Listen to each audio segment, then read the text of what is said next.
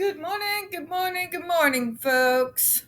Welcome to another episode of Spilling Tea. I'm your host, Tiffany Daniels. We're going back to that horrible world known as the JRC, but before we do, the usual disclaimers and slight rant.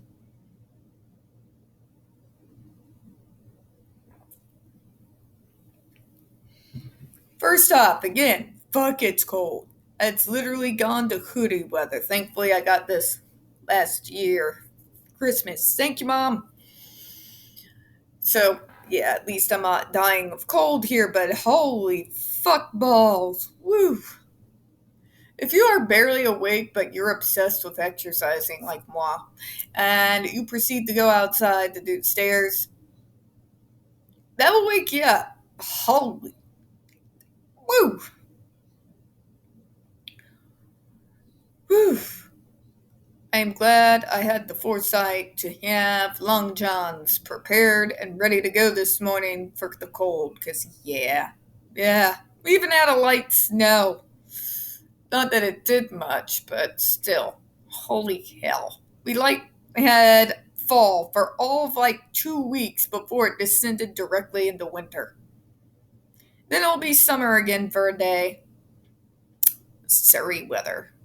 Surrey weather, right? But yeah.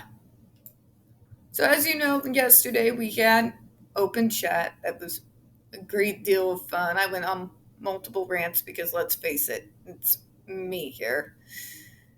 And nothing pisses my autistic off quite like the media pisses me the fuck off. Same shit, different week, right? Yeah, well, at least this morning I was too busy cleaning to descend down the rabbit hole that is toxic side of Twitter.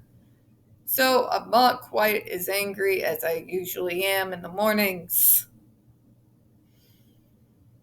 But still, folks, we all know nothing pisses me off more than performance activism and pretend journalists. You're not a journalist if you get not only your topic, but the whole of your thesis from a tweet thread. If you are a journalist and you do not do your due fucking diligence and investigate and corroborate accounts before you push an article out, if you don't even do so much as put it through a goddamn proofreader before you throw out your garbage out there so at least it can be grammatically correct and it's not this unsightly piece of garbage, like, geez. Yeah, we had some trash journalism in the 90s. We had some real trash journalism. I mean, we were the start of this bullshit. We had still some prominent investigative journalists around, thank God, but it was starting to go downhill. But at the very least, they still wrote like they were journalists. Proper punctuations, no run on sentences, no bad grammar, say use spell check. Yeah. If you don't actually care, don't write about a subject. If you don't care enough to deep dive and get down in there and get your hands dirty, don't write about it. Nobody wants to read your stupid hot take. No one gives a shit about your opinion. You're a journalist, not a talking head. You're a journalist, not this stupid bullshit you see on TV, okay? Your job is to get all parts of a story, not to state your opinion. That's my bitch. That has been my bitch about the news for the long ass time. Because we have now descended into this state to where a journalist thinks their opinion is the damn news, which means people now feel like they get to choose their own facts and live with their own alternative reality, and we all just have to accept it. You don't get to choose your own facts. You don't get to choose your own reality. But journalists, they were the start of it.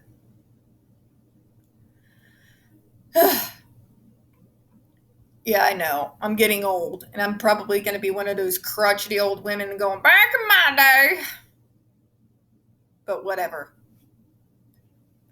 Anyways, in the description box, folks, you're going to see the link to the article that the Judge Rotenberg Educational Center doesn't want you to read. Speaking of people who do actual investigative journalism. Once again, people with no journalism degrees. It is written by NeuroClastic, a small non-for-profit started by autistics for autistics, wherein they interviewed and surveyed over 900 ABA professionals in regards to the JRC's quote-unquote behavioral modification program. Matter of fact, the JRC doesn't want you to read this article so much, they have threatened NeuroClastic with a defamation lawsuit if they did not remove it from the website. NeuroClastic has refused to comply, so you know the drill, folks. Please read that article and share on all your social media. You'll also see in there NeuroClastic's public statements in regards to the defamation lawsuit threat, as well as a link to their GoFundMe. We are crowdfunding, folks, in case the JRC actually has the balls to see through with their threat.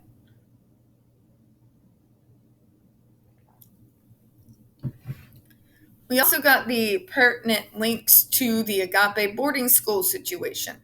Agape boarding school is a Christian-themed boarding school based out of Stockton, Missouri that has, and counting, over 21 substantiated allegations, claims, and lawsuits leveled against it that are alleging sodomy, sexual assault and rape, child abuse, psychological and emotional abuse, starvation, just among the top claims there.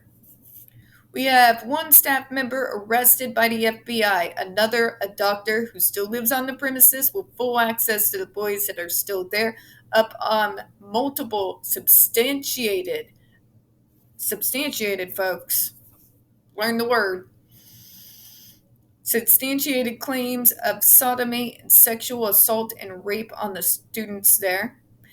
We have Eric Schmidt, who has passed us by for the Senate seat that he somehow managed to get in spite of failing all over the place as the Attorney General, losing damn near every single case and completely ignoring the victims of Agape.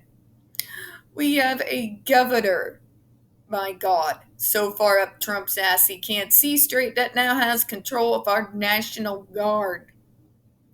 Please help us. Good God, send help. The last thing we need is a fucking mega governor with the power of the National Guard on his side for the state of Missouri. Send help.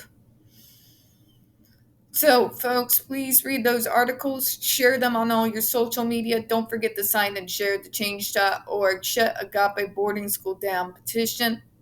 We got the other pertinent links to the Stop the Shocks campaign as well, including Autistic Hoya's massive archive on the subject. Jennifer Masumba's behavioral sheet.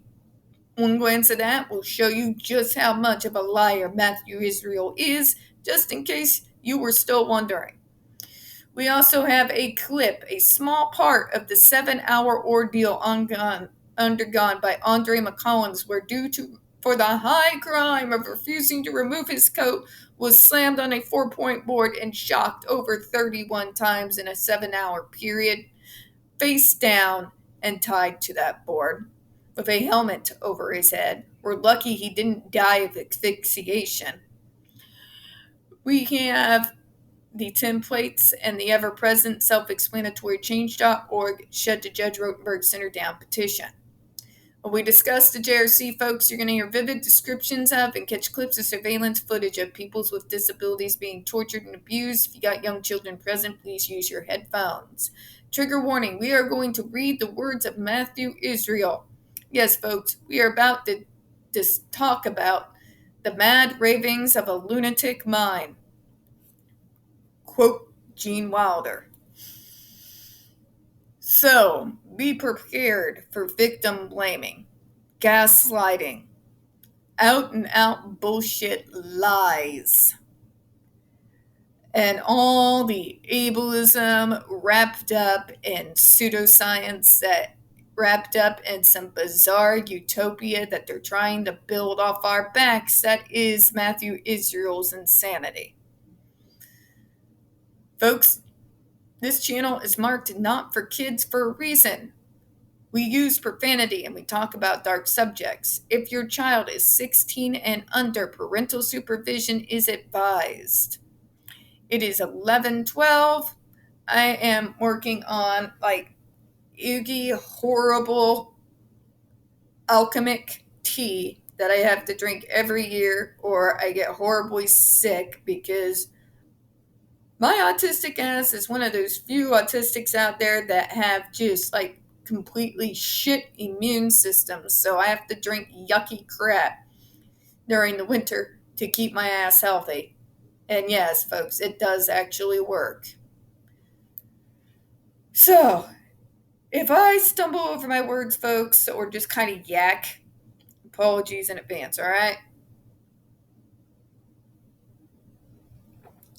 God, it's foul. Ugh. It's like herb gravy. Moving on. Going to where we left off yesterday.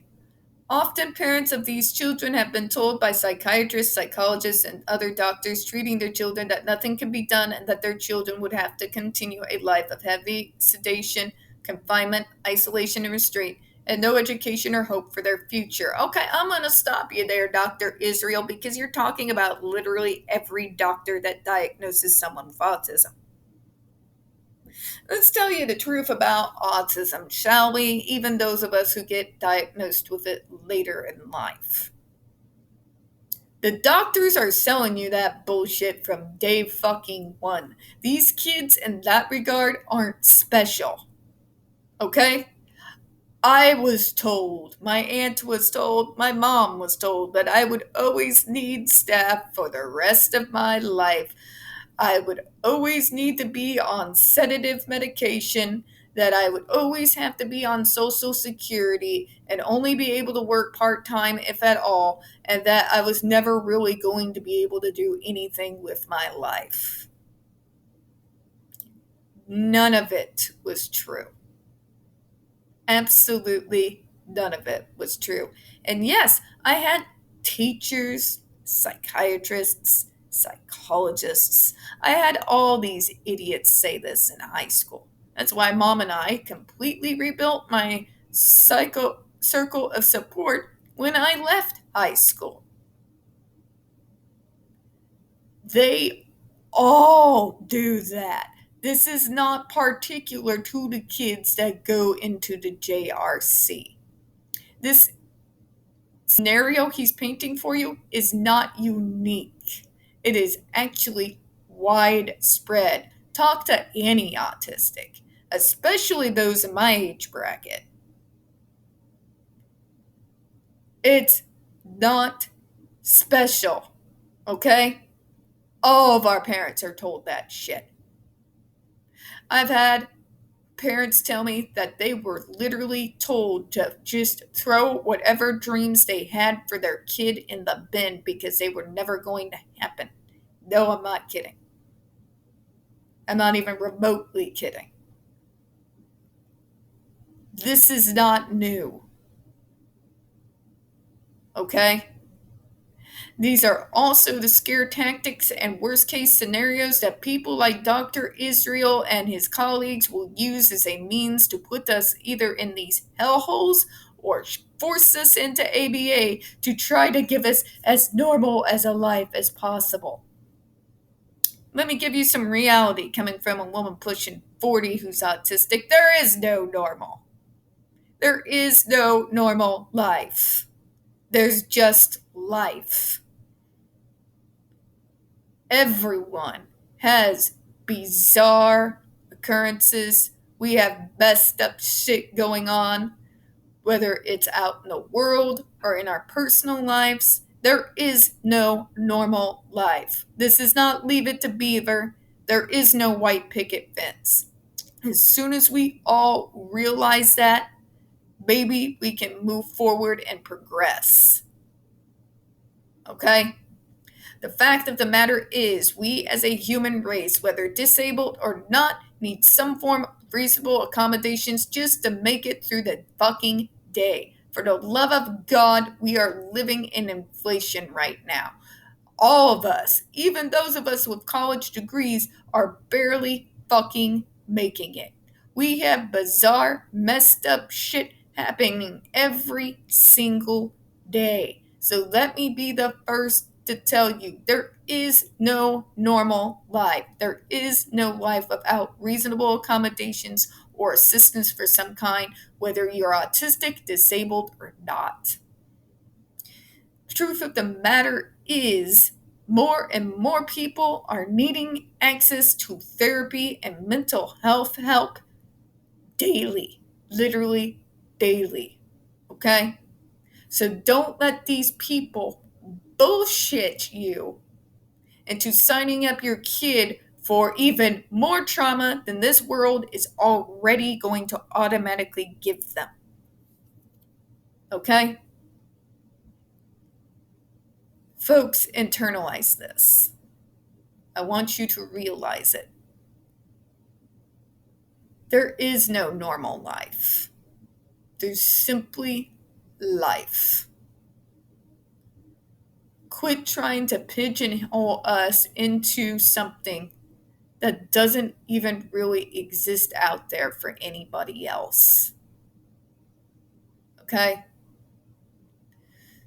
But you can never have all of these normal things. Normal people, so-called, don't have all these normal things.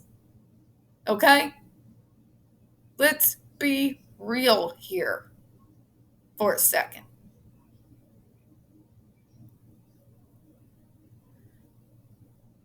Now, that being said, the systematic ableism would have you believe that my life is nothing but misery. Granted, a lot of my life is shit, I'm not gonna lie, but that has nothing to do with my disability and simply has to do with circumstances, the same as everybody else. Okay? We need to stop this shit. This whole idea, but you'll never do this and never do that. Yeah, about that. I did it all.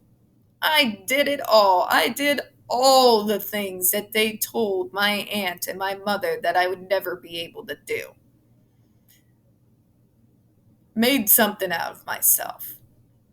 Became known to be on the conference circuit to go out and speak about my diagnosis and others. Literally got interviewed by NPR, the infamous interview that has gone out, and people still talk about it. People from completely different states have come up to talk to me, okay, at different various conferences. Okay? I got political allies, people I still talk to, organizations I've been involved in. I have lived on my own for a ridiculously good amount of time now. I have done all the things they never said I could do. I got off Social Security. I got off Medicaid. I got off food stamps. I work full time. I have my own insurance. Literally have done all the things they told me I would never be able to do because of my label. So quit buying what they're selling. Okay? First part of treatment is whatever they tell you during that initial diagnosis. Just let it go through one ear and out the other. Make sure after the diagnosis is done that the person who's diagnosing the kid is not their predominant doctor. Make sure you work outside the box. Okay? Shop around. Shop around. Your child will thank you later. But anyway, sorry, I kind of went off in left field there, but I hate this. They feed you a line of garbage so that your kid is stuck in medical programs for the rest of their life. And why do they do it? So they continue to bill fucking Medicaid for the rest of our lives so that we can keep basically acting as a source of money for these people. It's all it is. It's all it is. It's bullshit and it's bad for you. But let's move on. In some cases, the individual behaviors were so violent and intractable that they were expelled from other schools. They could not live at home because they would endanger the lives of the family members. At the point, parents had no place at all for them. A nightmare for any loving parent. Here we fucking go again. We're going to victim blame. You don't understand. These kids are out of control. They're psychopaths. They hurt their parents. They hurt their siblings. Duh. Here we go again.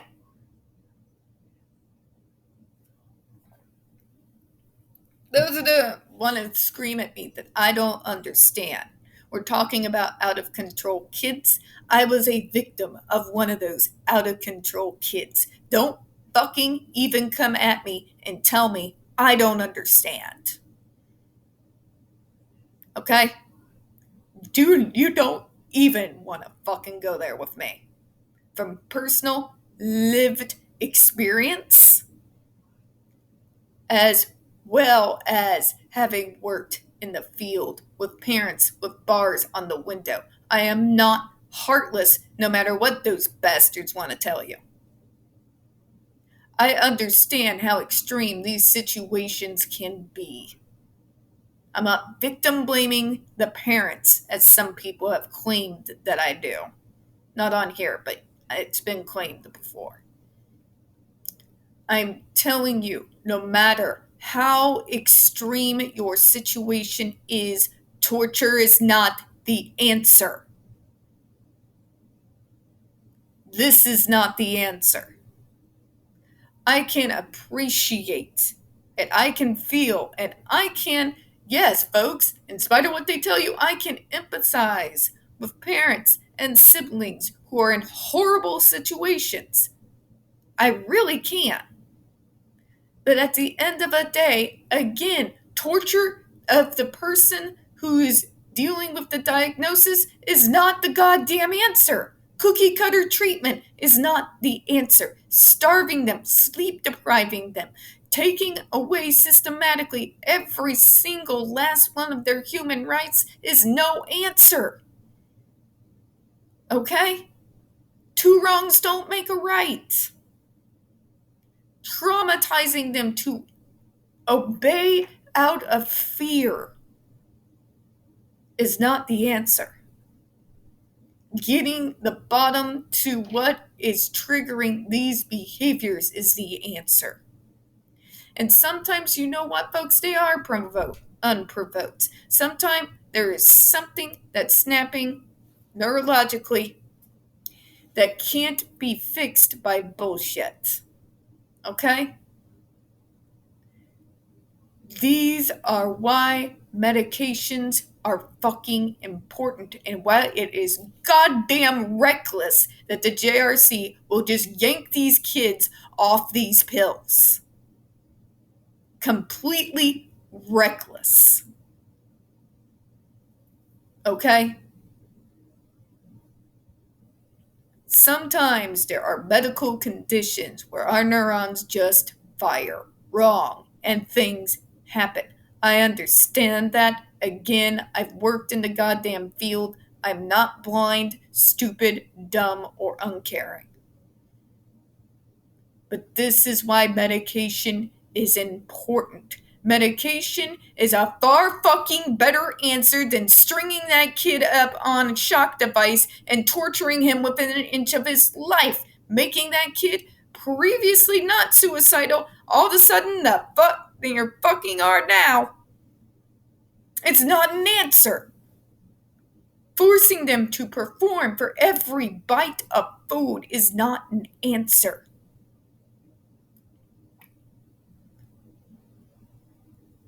I understand the nightmare scenario. I've lived the fucking nightmare scenario, okay? I've lived it over and over and over again. I still have post traumatic stress disorder to this day because of it. Do not tell me I do not understand.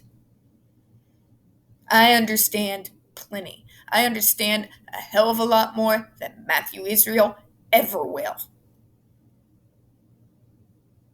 Okay?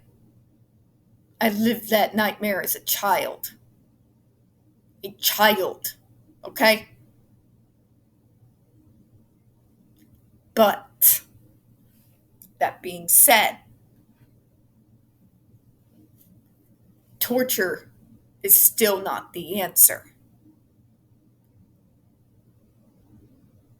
Finding what's triggering it, whether it's an actual psychological issue, sensory issue, or whether it is, in particular, a neuron firing wrong, in which case medication actually needs to be encouraged, not discouraged. And no, doctor, I'm not talking about sedating us into catatonia, although that's what the good majority of the doctors like to do. I'm talking about real looking into medication, trying things, not going for the simple, easy, quick fix kind. Okay? Medication can be trial and error because, God, you're talking to the poster child. I have tried more different drugs than I care to remember at this point. But eventually we found something that worked. Okay? Quit throwing the baby out with the bathwater. Take a look at what is out there responsibly, not, allowing your doctor to do their experiments. Okay? Places like this isn't the answer, even in the worst case scenarios. Now, that being said, now that we've played devil's advocate, here's what he's not going to tell you. The majority of the students at the JRC are not to this extreme. Period. A good majority of these kids are not to those extremes. Matter of fact, they may have only had one or two instances in meltdown while in public school that get them sent to these hellholes. And I'm sorry, but meltdowns in public school, when you have a special education program so poorly funded that you have teachers paying out of their salaries to provide things like, yes, expensive, reasonable accommodations, assistive devices. When you have special educators that are overwhelmed by the sheer number of the students there, where they can't even have the time or the resources to specialize in a way that would better help the students. When they end up with a one particular situation, yes, they're going to look for outside help. No, they're probably not going to research it to the umpteenth degree because they fucking can't. The state of our special education system in this country has been shot the hell for decades, and nobody's done a goddamn thing about it. Just like our state departments that handle us out of high school, they are one of the most underfunded, understaffed departments of education in this country, bar none. Bar none.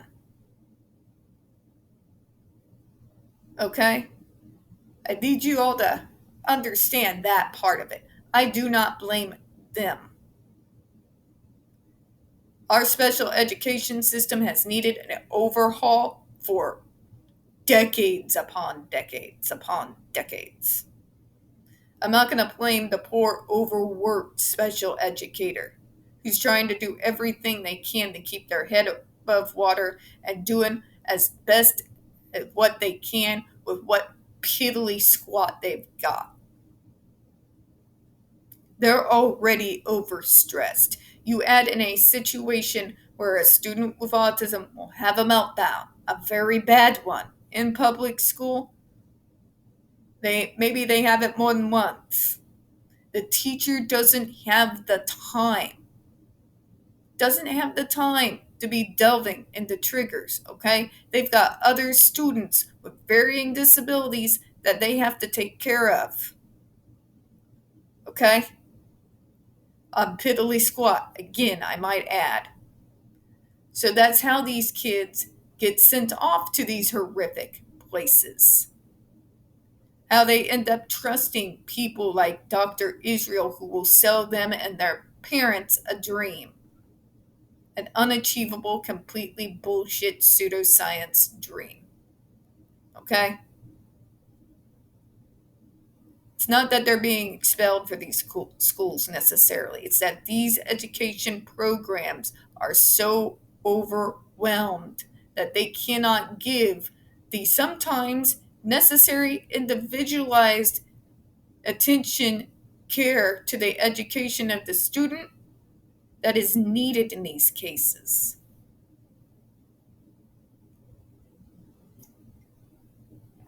And that's how we end up with situations like Jennifer Masumba, who gets sent to psychiatric hospitals,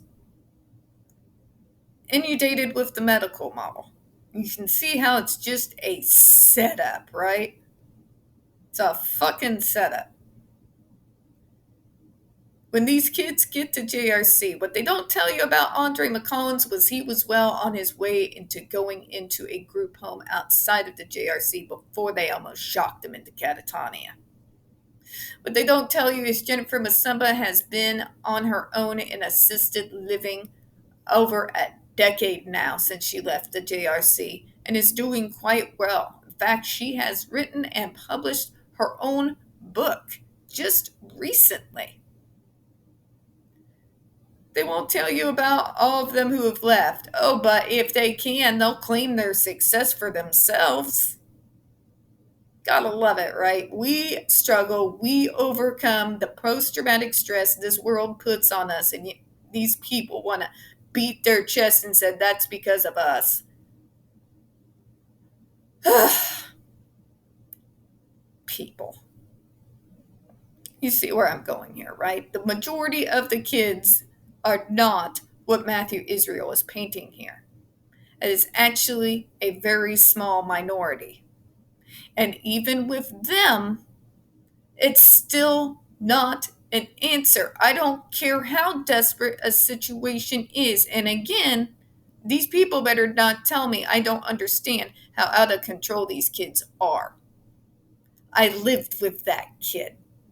I was horrifically abused and sexually assaulted by that kid over a fucking decade. Don't even go there and tell me I don't understand. But I wouldn't send him to that place either. Because it's not an answer. Okay? These people need to stop with the cookie cutter shit, especially on these kids.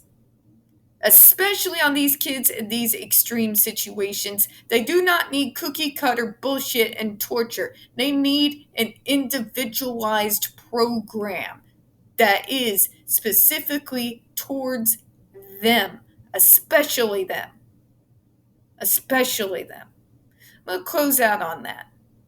We don't get very many views on this channel, especially on this subject. The few that we do tend to get removed from time to time. So please don't forget to hit the like button, hit subscribe, and don't forget to hit the comments. I do appreciate your time this morning. As always, I hope you have a good one. I'll be back in a moment with another video on agape. Bye-bye.